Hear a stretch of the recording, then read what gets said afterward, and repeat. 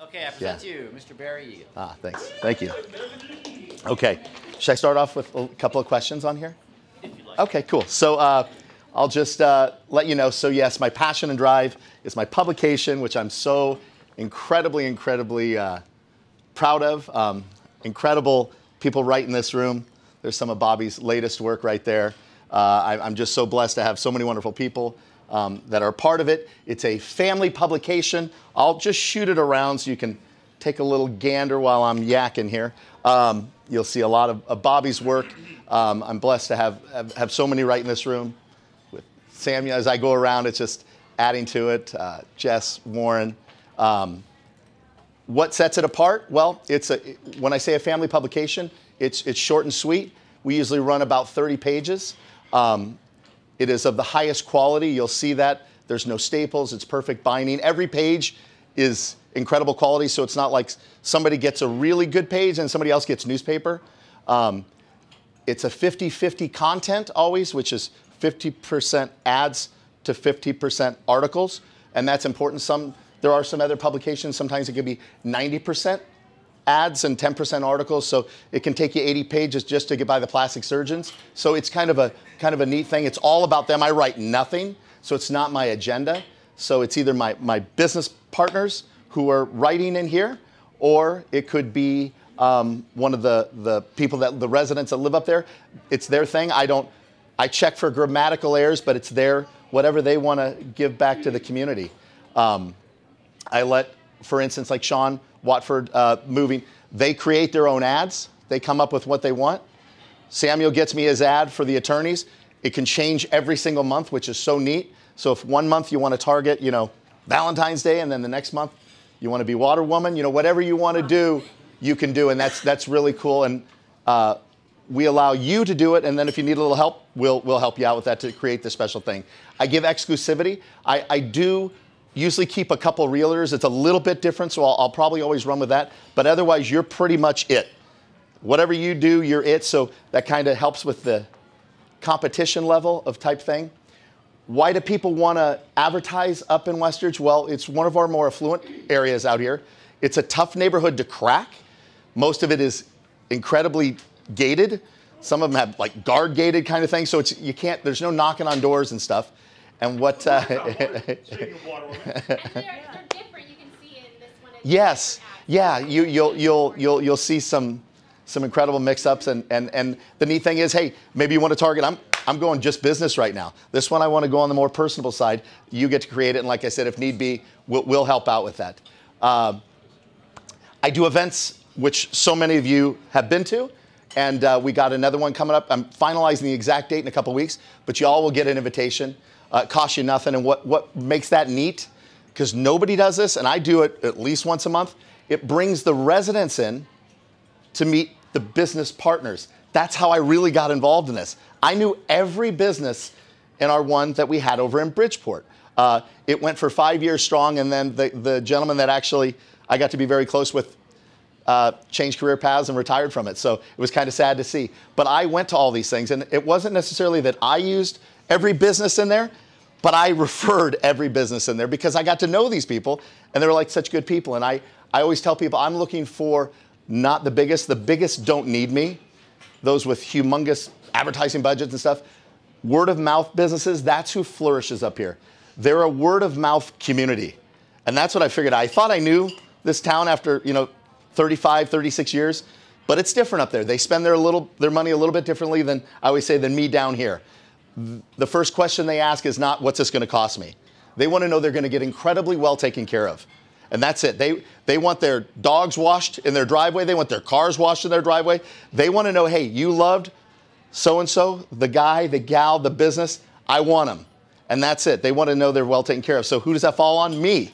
So I got to make sure everybody that I'm putting up there is quality. And that's what I say. I don't want the biggest. I want the best. What's the best? Character, integrity. If I can send my mom to you, you're in with me. You win. We're a fit, and I just got to find fits for up there. So word of mouth businesses are the one that absolutely prosper up in the neighborhood. A couple of questions on here were for me. What industries do I target? Like I said, I'm just looking really for small businesses for the most part that are really looking for one great client. You can't guarantee anything to anybody. I would never go on a limb. I can just tell you, of the percentage of people that started with me in the beginning, 80% of them re-upped for longer terms than they did when they first started. You're not going to keep everybody. That's the way it is. Some people want it overnight. That doesn't happen. When you're branding your business, it takes a while. If you look at let's just say realtors, the most successful ones out here, they've been branding certain neighborhoods for 30 years out here, looking for that one great client. My most expensive person on there, my first page, you'll see Brian Jacobs. Brian was a local football hero, Hart High School, born and raised, went on to UCLA, had a great career. We've been friends, played against each other back in the 80s. I'm dating myself. Anyways, he specifically wanted only very, very, very wealthy investors up there. And there's a certain amount, if you're not at a certain level, that's what he wanted. So he came after 12 months. He had just gotten back. His daughter played in a big volleyball tournament in Egypt. We met, had some sushi. And he said, Barry, I just got my first client, 13 months. And he says, it'll pay for the next 3 years, so put me in for another 3 years. That's my most expensive page in here. Pays probably double of anybody else. So what I'm getting at, there are no guarantees. But I tell you, no one's going to work harder for you on an individual basis than I do. I attack it. I hope all of you are following us. If not, go on to Life at the Ridge Valencia. It's on Instagram. We already have hundreds and hundreds and hundreds of followers. It's a wonderful thing. So I work the social media aspect very big. I'm always around town in some format, whether it's at somebody else's marketing meeting or whatever, trying to meet more people and connect. And I love just being able to go, I got the right person. And it's kind of a natural thing to me. I don't even think about it, but I'm just a natural connector. And I love seeing everybody succeed because there's so much to go around. Everybody can win out here. We're 330,000 people or something like that now in Santa Clarita, but we're still Pleasantville. We're still a small town community where a lot of word travels like this. And I love to be able to just go, you know what? I got the right guy or gal or business for you that will come. And that's just a natural thing that I love doing. Pricing I have special for everybody here in team. Not everybody's going to pay the same. There's different sizes, this and that, budgets and all that. I promise I'll work for you. I've dug into my pocket on a number of people from all different facets to say, you know what? I'll handle it. I'll take care of the difference. I want you in there that bad. It means something to me. And that's the real deal. I've actually turned away 5 businesses now. What does that mean? Well, they weren't a good fit. And they were offering premium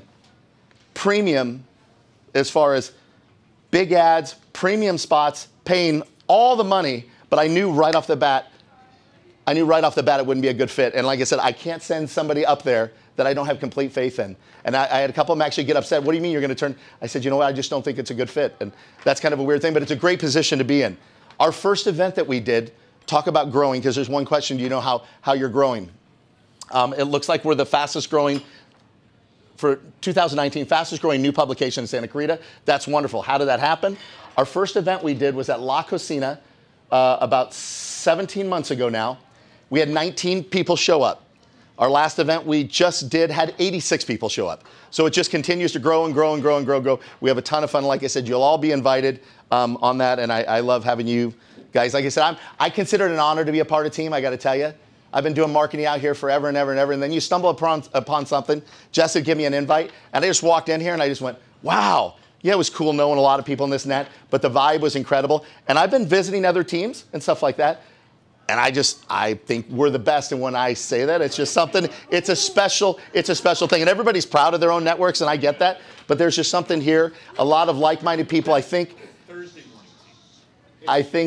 everybody tries to help each. Yeah, there are some incredible teams out here. And I'm just saying, I'm proud of really, I love to be a part of this group. It just seems like everybody's on the same page. Everybody's always pushing everybody. And that's a cool thing. I'm one of those, I feel it all comes around. You do good stuff, and you're thinking for somebody else first.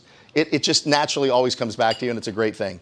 What did I do after high school? Yes? Sorry, what was your Instagram again? Life at the Ridge. Life at the Ridge, Valencia. Oh, Valencia. Yeah, and it'll say ALTRV.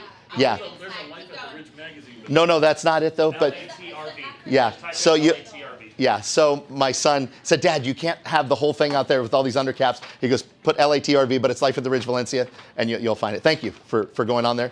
Just great stuff. And by the way, is all I do. I post who I went and saw, featuring, welcoming somebody to the magazine, whatever it is. It's always just pushing from every angle, because you can't work today. You got to work every possible to make this thing work. you got to hit it from all sides, not just rely on this, or this. You got to hit it from all ends. What did I do after high school? I played college basketball at Cal State Northridge. I met my ex-wife, who I'm very, very close with, who lives right across the way. She was a big volleyball player. So we got together. We got married at 20. It was kind of known that we'd probably have some athletes as kids. She was a phenomenal athlete. And so that was kind of what I did after that. And I went immediately into the car business. I worked for Magic Ford for a couple of years, the number 2 dealership Ford-wise. And I went down to Galpin, the biggest dealership. And I spent 21 years working for 2 of the biggest dealers in the history of the auto industry. Boxing, MMA, announcing, voiceovers. I have agents that handle. I do a lot of voiceovers. So I do hotels in Vegas and stuff. So if you're ever in an elevator, a lot of times I get kind of work like that. They handle that part. As far as my boxing and MMA, I was a one-man show. That's how I started out. I was able to know some great people who gave me a great start. And I've done over 300 shows now all over the world. So there you go. Okay.